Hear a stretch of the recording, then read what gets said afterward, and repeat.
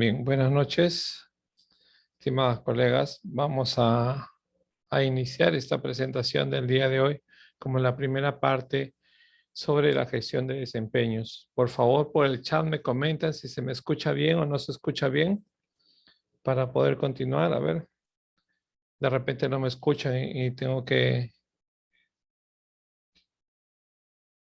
Sí, todo bien, perfecto. Gracias, Julia. Bien, entonces vamos a dar inicio a este curso. No sin antes agradecerle su participación a nombre de la Asesoría Académica y Pedagógica HD. Quien les habla, Carlos Hernández. Conmigo van a tener el curso. Por si acaso no me recuerden o no tengan alguna referencia mía. Soy docente del área de matemática y de física. Eh, Me considero autodidacta. Me gusta la parte de la informática en lo que tiene que ver con la educación. Y también manejo esos temas curriculares, ¿no? Por eso es que me gusta compartir la experiencia. Siempre vamos aprendiendo un poco más en el camino. Antes que nada, me gustaría darles algunas pautas. De repente, cuando uno como docente va a iniciar la charla que tienen, siempre es bueno revisar sus laptops, revisar sus computadoras, sus equipos para ver si les vaya a colgar. Yo siempre les comento, siempre utilizo el FAST, una página web que me ayuda a medir la velocidad del internet que tengo en ese momento. Ustedes solamente ingresarían a FAST, www.fast.com, www.fast.com. Y cuando ingresan ahí es una prueba de velocidad, hacen clic en prueba de velocidad y automáticamente empieza a medir la velocidad de su internet. Si su velocidad del internet es menor de 15 o 10 megas, es probable que van a tener un poco de complicación con la videoconferencia en sus estudiantes. Por eso muchas veces en las videoconferencias se solicita que los estudiantes apaguen sus cámaras. Pero si su velocidad es superior a 15 megas, no hay ningún problema. Podemos continuar con la charla, no van a tener ningún detalle, ¿no? Entonces vamos nosotros a iniciar este curso de gestión de desempeños. Cualquier pregunta, duda, interrogante, por el chat me pueden hacer la pregunta y gustoso vamos a resolverlo. Primero vamos a entrar en esa primera parte del día de hoy, vamos a entrar a las cuestiones de lo que es un desempeño, cómo de repente tengo la opción de desglosarlo, de precisarlo, ¿no? Y un poco el trabajo con el propósito del aprendizaje. Y el día de mañana finalizamos con las cuestiones de cómo lo puedo evaluar, cómo puedo tomar ese desempeño y de repente no ver un instrumento que sea adecuado, o en esa cuestión de la virtualidad, cómo es que lo puedo trabajar, ¿no? Entonces, cuando nosotros hablamos de un desempeño, pues tenemos que empezar en este mágico mundo de todas las competencias, de todo lo que viene a dar la capacidad, pero nosotros más centrados en lo que es la sesión del aprendizaje, ¿no? Cuando yo hablo del desempeño, se me viene a la mente lo que es el propósito del aprendizaje. Cuando me preguntan a mí el propósito, ¿cuál es? Recordamos que nosotros observamos lo que es la competencia, la capacidad, el desempeño, ¿no? El estándar del aprendizaje y el enfoque transversal, ¿no? Que es lo que van a guiar esa sesión de aprendizaje, es lo que va a conjugar para que nosotros logremos lo que queramos, ¿no? Entonces, cuando yo hablo de una sesión, estoy planificando anteriormente, voy a planificarlo, por eso veo el propósito del aprendizaje, voy a planificar primero, pero siempre tomando en consideración, ¿no? Que el proceso de aprendizaje tiene una lógica que debe ser coherente. Debo de plasmar en mi sesión de aprendizaje y debo de realizarlo en mi clase, en mi sesión, ¿no? Entonces, esa coherencia es la que tenemos que manejar muchos. Hay una partecita así que le llamamos a veces intención pedagógica. Por ejemplo, su sesión es el jueves. Ustedes el lunes están haciendo su sesión de aprendizaje para el día jueves. El martes la terminan y han planificado una actividad bien bonita, bien linda. Perfecto. Pero luego, el miércoles, cuando ya presentaron la sesión, ya la firmaron, está todo ok, pero el miércoles se dan cuenta, pero esta actividad, piensa en una actividad que según ustedes y según el análisis de sus estudiantes, va a ser con un mejor efecto. pero ya está sucesión. Entonces, por eso, la planificación es cuando yo planifico las acciones que voy a hacer para esa sesión de aprendizaje. Cuando yo hago la planificación, voy a tener una intención pedagógica. Mi intención pedagógica es lo que yo voy a querer plasmar con el estudiante. Y cuando ya pasa mi sesión, ya la hice, la planifiqué todo y justo tengo una idea contraria, esa otra intención pedagógica es en beneficio del aprendizaje que tú deseas dar, que también es válido, porque recordemos que desde el punto de vista, el currículo nacional por característica es flexible. Entonces es lógico que todos los documentos que vienen ahí también son flexibles. Al hablar de los desempeños, yo empiezo a subir la escalerita, ¿no? Viene la competencia, la capacidad y el desempeño. El problema está en que a veces cuando tomamos el desempeño del currículo nacional, algunos tenemos el detalle de no poder desglosarlo o no poder precisarlo o pensar si es que va solo o puedo precisarlo mucho mejor o puedo desglosarlo. ¿Qué es lo que puedo hacer con el desempeño? Porque a veces es muy amplio, en algunos casos es muy amplio, en otros casos es muy específico. Entonces voy a tener que darme cuenta el trabajo del desempeño, cómo es que lo voy a llevar a cabo para aterrizar en la sesión del aprendizaje. Y también depende, cuando yo ya plasmo y analizo mi desempeño, la estrategia que voy a utilizar y qué medios voy a utilizar. En esos momentos de coyuntura de pandemia, en trabajo remoto, a veces es complicado no buscar una estrategia porque captar la atención del estudiante y ver cómo se va trabajando es complicado en esos tiempos, ¿no? Pero sí hay estrategias que me pueden ver. Y cuando ya termino, ¿cómo me doy cuenta si es que logré ese desempeño o no lo logro, ¿no? ¿Qué cosa es lo que voy a ver? Tengo que evaluar lo que el estudiante ha trabajado. Y aquí me viene de repente una posible pregunta, ¿no? Sí, pero ¿qué cosa sería entonces la evaluación? ¿Cómo caemos en el trabajo de la evaluación? Sencillo, claro, porque cuando nosotros hablamos de evaluación fuera de tanta terminología que hay, tanta epistemología que tenemos con evaluación, es sencillo. Cada docente evalúa de acuerdo a su criterio y el criterio que usualmente usa el docente es el estándar que él mismo pone. Si yo voy como docente y me fijo en mi cabeza de que voy a medirlos a todos con la tabla del 9 y cuando empiezo a evaluar al estudiante, algunos me saben hasta la tabla del 7, otros hasta la tabla del 8, digo que no lo ha logrado. Y hay unos que me saben la tabla del 11 que lo ha logrado, pero es mi estándar porque yo dije que era hasta la tabla del 9. O sea, es la medición que coloco yo. Yo coloco un estándar y sobre eso empiezo a medir a los demás. Entonces, el estándar que se coloca va de acuerdo al criterio del docente. No estoy hablando del estándar de aprendizaje que coloca Minedo en su hoja, no, estoy de la manera de cómo voy a evaluar. Por eso es que a veces los docentes pensamos que la evaluación actualmente es muy sencilla, que no nos va a ayudar a lograr mucho. No, es dependiendo de cómo maneje el docente esa parte. Por eso es que empezamos la planificación, no es el propósito del docente. Bien. Luego me voy a fijar en qué son los desempeños. Entonces, cuando yo hablo del desempeño, voy a hablar en referencia a cómo es que voy a lograr ese desempeño. O sea, voy a hablar del estándar del aprendizaje, ¿no? ¿Qué me sería el desempeño? Es un descriptor específico de lo que van a hacer los estudiantes o de lo que hacen los estudiantes. Y estos descriptores son observables porque tengo que observarlos. ¿Cómo hago la medición? Tienen que ser observables y tienen que ser de acuerdo a la realidad y el contexto del estudiante.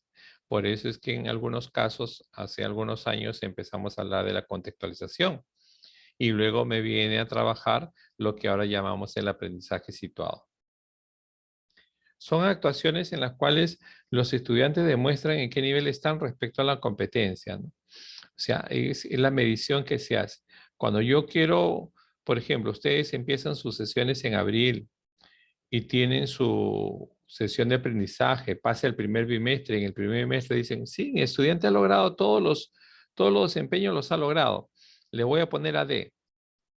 Pero cuando va en su libreta, en su hoja de información, está la competencia y ustedes colocan en la competencia AD.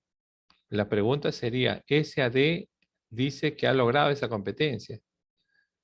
Pero si nosotros analizamos la competencia en el currículo nacional, imaginemos que tenga 10 desempeños. Y esos 10 desempeños los va a lograr el estudiante en todo el año.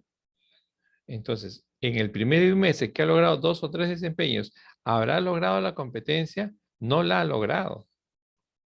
De repente está camino con la capacidad, está muy bien con la capacidad, pero no está logrando la competencia. Entonces, al final de año, cuando ya hemos visto todos los desempeños y hemos visto que ha logrado superarlos, ahí sí podemos colocarle un AD porque es fin de año y ya hemos trabajado todo el tiempo con ello. Pero así no.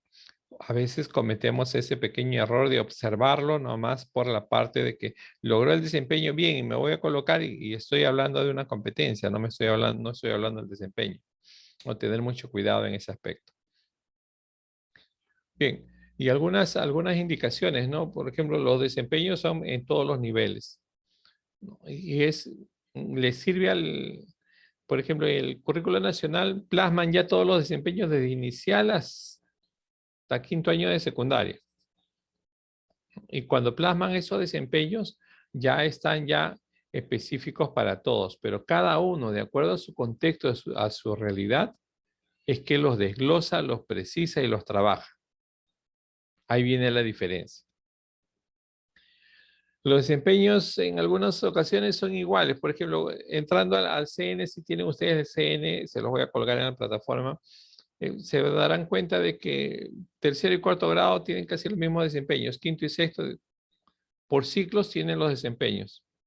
Y solamente va a buscar el grado de complejidad, ¿no? Ese es lo que marca la diferencia en ellos.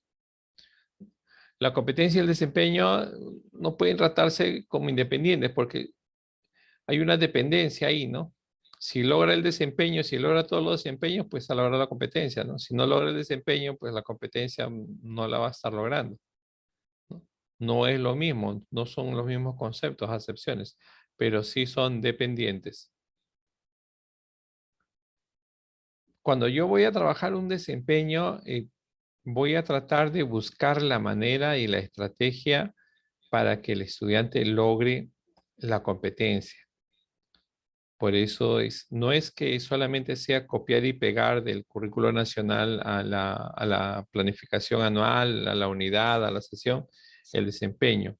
No, sino buscar esa coherencia que hay entre los tres, porque el propósito del aprendizaje tiene que estar claro. Si el propósito del aprendizaje, que es como ya les dije, la competencia, la capacidad, el desempeño, el estándar de aprendizaje y el enfoque transversal, si no tienen coherencia, si no logra el docente tener una coherencia con ese propósito de aprendizaje, pues mucho menos el estudiante va a poder lograrlo. Hay que tener mucho cuidado con esa parte. Con la pregunta de Julia, no quiere decir que solo se coloca AD en el cuarto bimestre. Es que recordemos, hay que verifiquen ustedes. Yo sé que en la mayoría de hojas de información, está la competencia escrita, ¿no? Resuelve problemas de cantidad y ahí colocan A, B, C o AD. Pero ahí están colocándole el a esa competencia. Y si le colocan el a la competencia, es porque está logrando esos desempeños que tiene. Pero si ustedes regresan ustedes a su programación anual, se van a dar cuenta que esa competencia tiene más de 7 desempeños. Y en el primer bimestre solamente ha logrado 3 desempeños. ¿Cuándo es que va a lograr todos los desempeños y cuándo vamos a poder decir que ha logrado la competencia? A final de año, cuando ya nosotros hayamos trabajado todos los desempeños. Y ahí recién hacemos la medición. Entonces, el primer bimestre solamente tiene parcialmente lograda la competencia, no la tiene completa. No podemos decir que la ha logrado. Eso sí hay que tener cuidado. Pero si en su colegio, en su institución, las hojas de informe de logro que tienen está por capacidades o por desempeños logrados, ahí sí al desempeño le pueden colocar AD si es que lo ha logrado. Pero si está por competencias, no, porque no puede haber logrado la competencia en el primer bimestre. Entonces que salte el grado de una vez. Hay que tener cuidado con esas, con el membrete, con los ítems que le pongamos a la hoja de informe de logro. Y las competencias no solo se manifiestan, sino que lo voy haciendo parte por parte con el desempeño. Justo lo que les decía, ¿no? Si logro todos los desempeños, ya tengo la competencia. Me hace recordar que, por ejemplo, ¿no?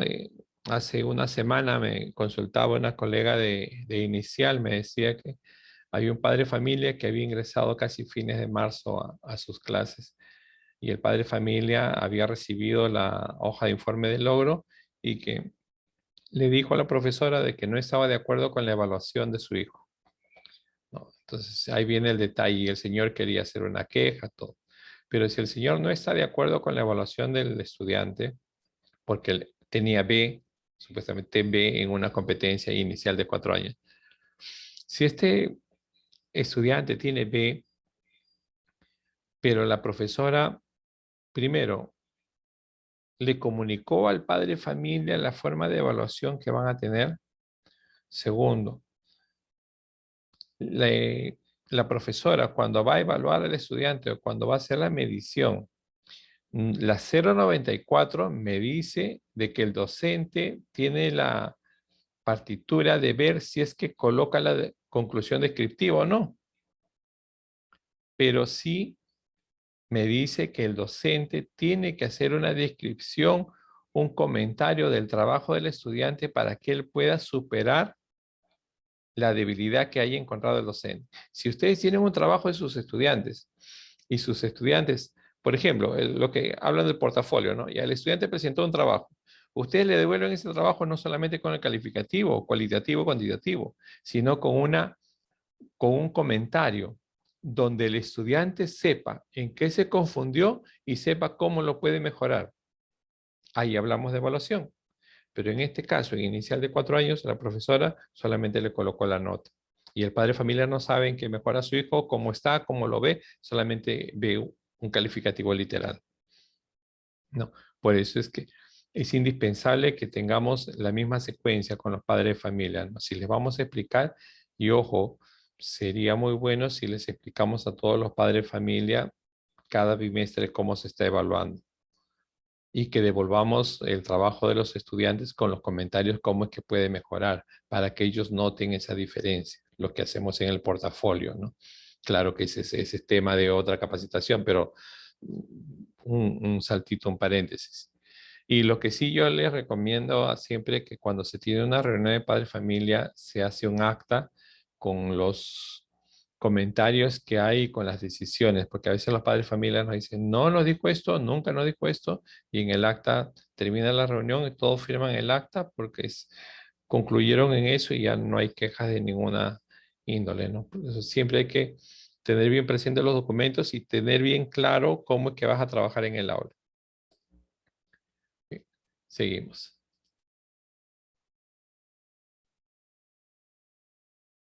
A ver, seguimos. ¿Dónde se presentan los desempeños? Vamos a ver. Los desempeños se presentan en las programaciones curriculares de los niveles, ¿no? Aparte de la programación curricular de los niveles, también lo presentamos en las unidades desglosan desempeños. Y luego ese desempeño, ¿dónde se presenta? En la sesión de aprendizaje.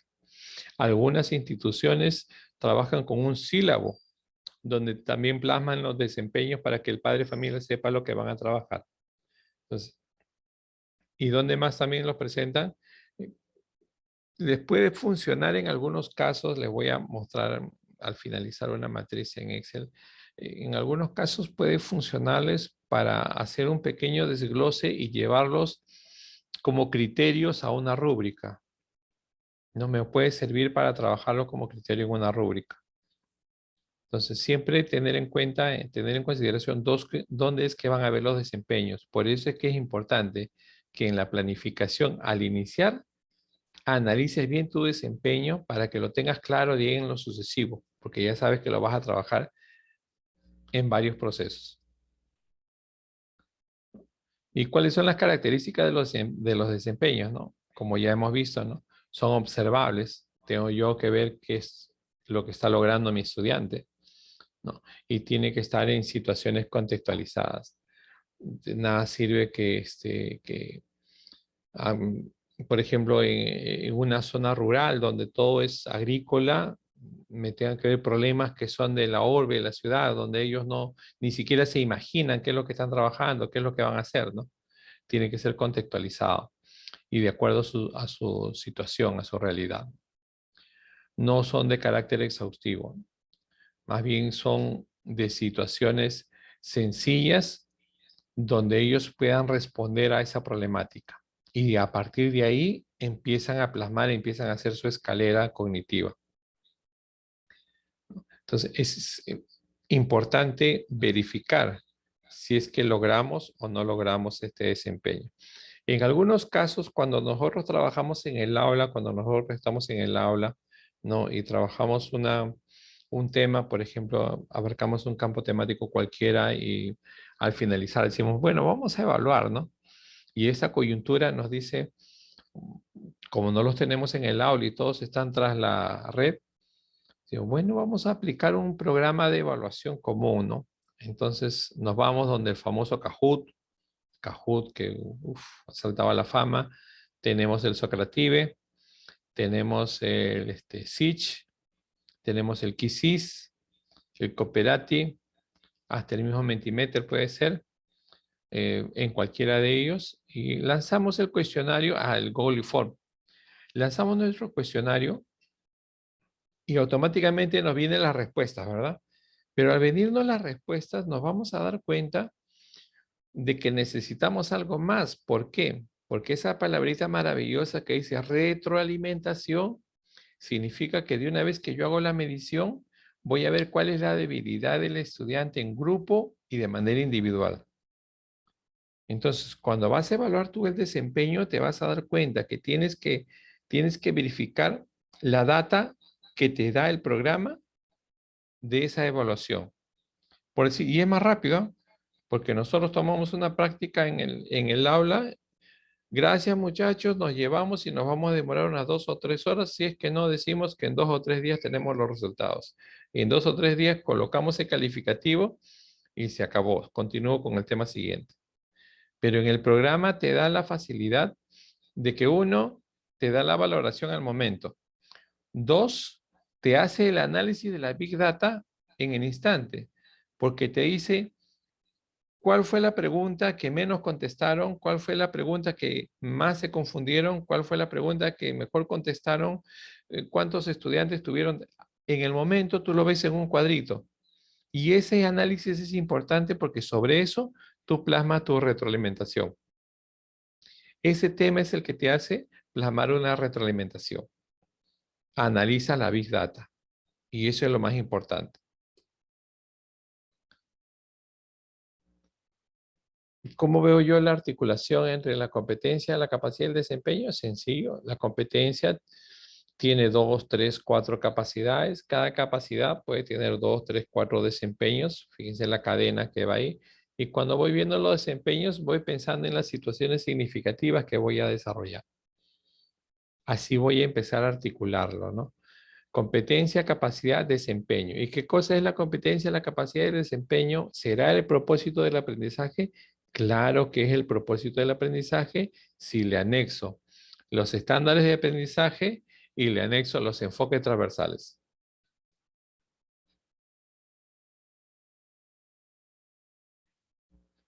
Y acá tenemos un pequeño cuadro que me dice, ¿no? El perfil de egreso, por ejemplo, el perfil de egreso, ¿no? Las capacidades, los enfoques transversales, los estándares y la competencia. ¿Quién me manda aquí? ¿Quién tiene mayor rango? El perfil de egreso, porque eso es lo que nosotros queremos lograr, el perfil de egreso. Esos 11 aprendizajes que queremos, ahí está. ¿Podemos modificar alguna parte del perfil de egreso? No, pero sí podemos ampliarlo, ¿no? La institución puede tener un perfil macro y eso lo colocamos. Entonces, para tu institución pueden ser 11, 12, 13 aprendizajes. ¿Podemos disminuirlos? No, porque es del currículo nacional. ¿No? Las capacidades, ¿puedo incrementarlas? ¿Puedo aumentarlas? Las capacidades no, esas son las que tú evalúas. Salvo de acuerdo a las 0,93 y 0,94, que la capacidad tú puedes generar o modificar una, pero solo para educación para el trabajo, porque hay algunos colegios que en educación para el trabajo lo utilizan por cómputo y hay otros que son técnicos. Entonces, lo que lanza el Estado es para los técnicos. Pero el colegio que tiene, por ejemplo, computación y hace diseño gráfico en esa hora, las capacidades no le van a dar, van a tener que modificarlas. Eso sí lo pueden permitir. Los enfoques transversales, esos 7 enfoques transversales que lo da el Estado, perfecto. Pero cuando vas a trabajar en la sesión, date cuenta de algo, que el enfoque transversal tiene sus valores y tiene sus actitudes, tiene sus comportamientos, pero la institución también tiene actitudes y comportamientos en su matriz axiológica o en su escala de valores.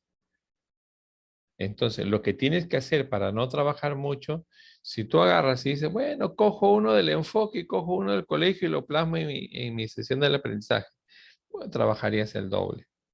Lo ideal está en que conjugues los del enfoque transversal del CN y conjugues lo de tu institución. Armen uno solo y eso quede como matriz para tu colegio. Y ya lo vienes trabajando varios años y ya no tienes que modificar nada. Sería lo ideal para que no estés colocándote en tantos análisis de uno o de otro. Por gusto, en una sola matriz puedes hacer todo eso, ¿no?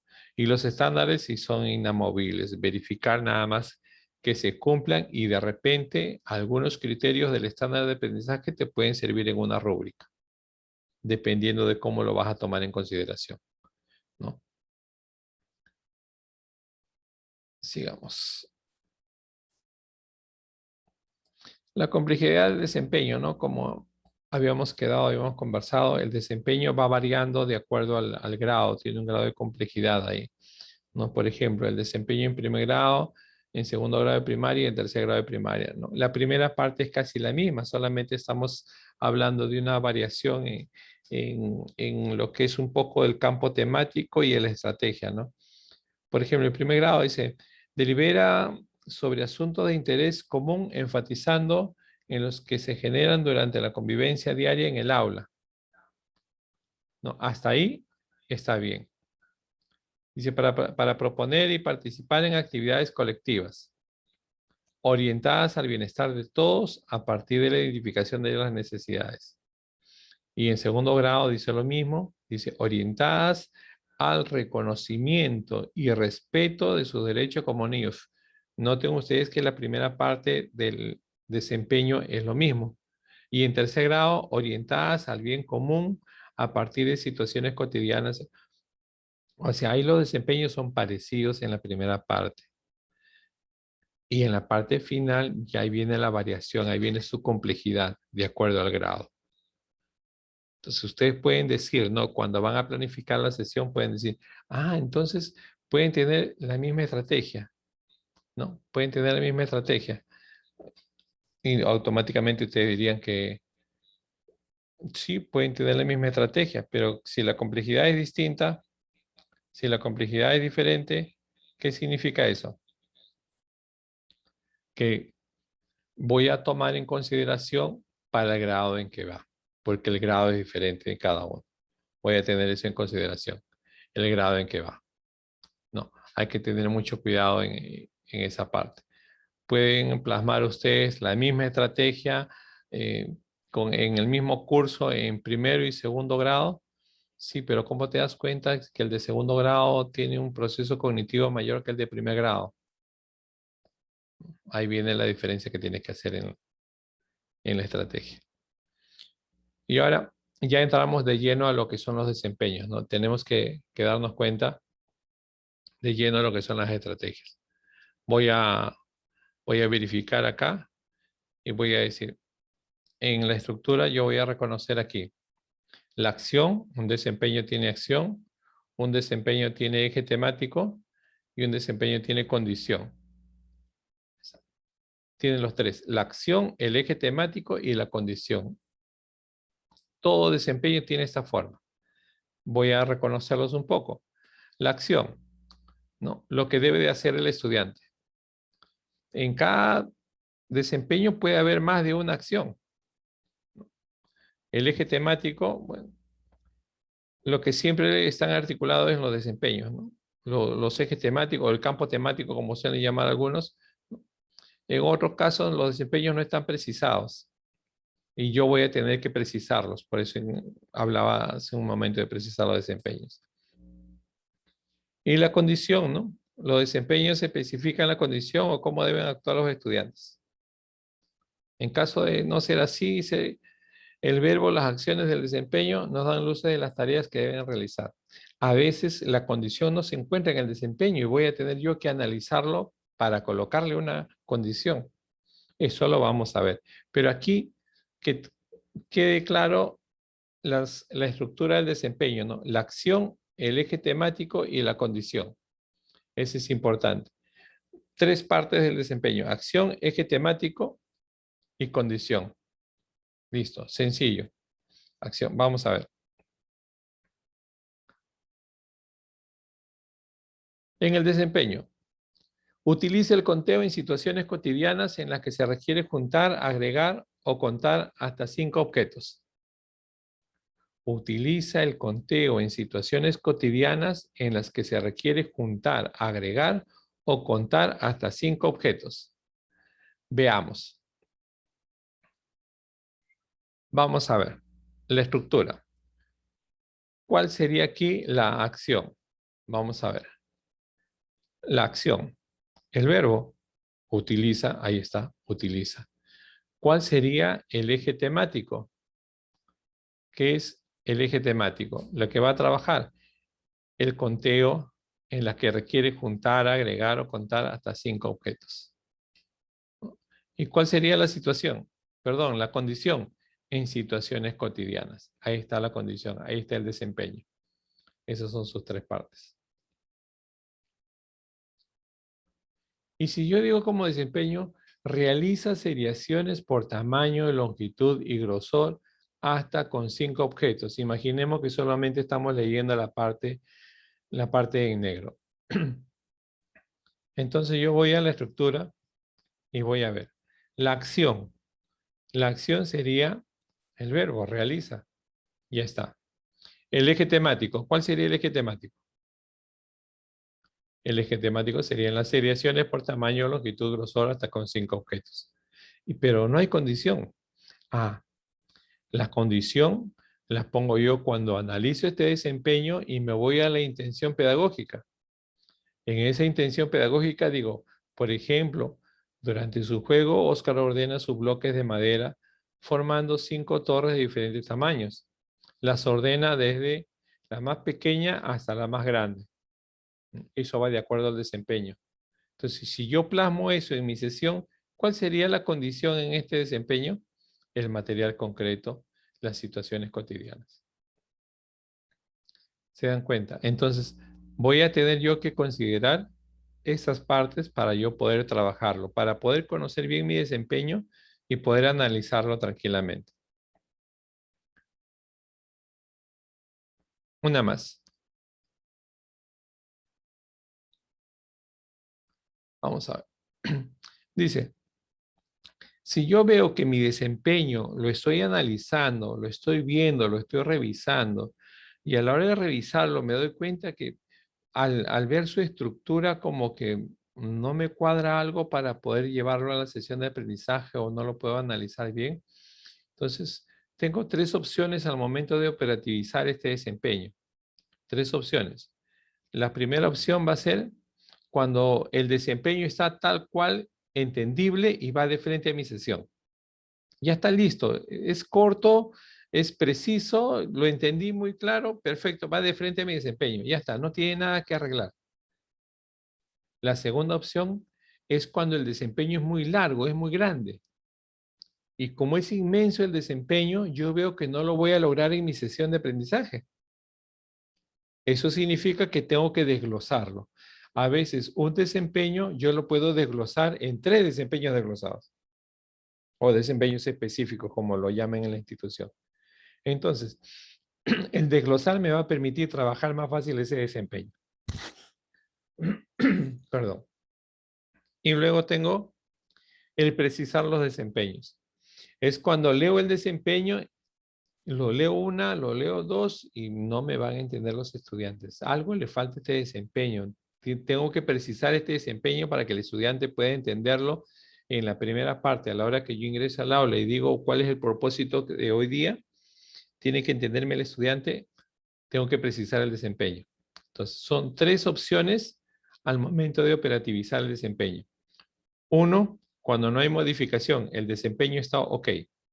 2, cuando el desempeño es muy extenso, puedo desglosarlo, desmenuzarlo en 2 o 3 o 4 desempeños más desglosados, específicos. Y 3, cuando algo le falta a ese desempeño y tengo que precisarlo. En el caso anterior, en el ejemplo anterior del desempeño, ¿se acuerdan que no tenía condición? Tenía que precisarlo. ¿Ven? Entonces, vamos a ver cada uno de estos casos para trabajar bien lo que es el desempeño. Un, un pequeño paréntesis. Aquí me parece que no sé por qué mi reunión se me está cortando en 2 minutos. Si se corta la reunión, por favor hacen clic en el mismo enlace. En el mismo enlace hacen clic para ingresar de nuevo, ¿sí? Bien, seguimos.